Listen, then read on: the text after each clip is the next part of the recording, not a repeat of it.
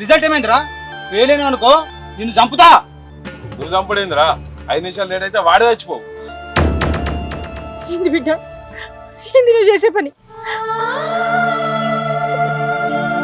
అయ్యా నా కొడుకు కూడా 10వ తరగతిలో ఫెయిల్ అయ్యిండు. ఏం చేస్తావు బిడ్డ అంటే యోచన చేసుకుంటా అంటాను.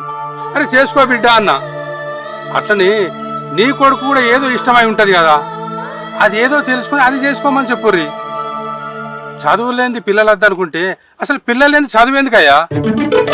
అరే మన ఆశలు పిల్లల పైన రుద్దద్దురా.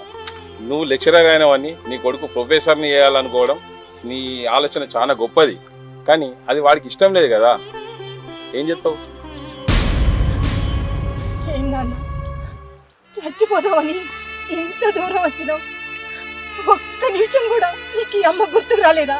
ఈ తల్లికి కన్నీరు మిగిల్చి నువ్వు కాటికి పోదాం అనుకున్నావా?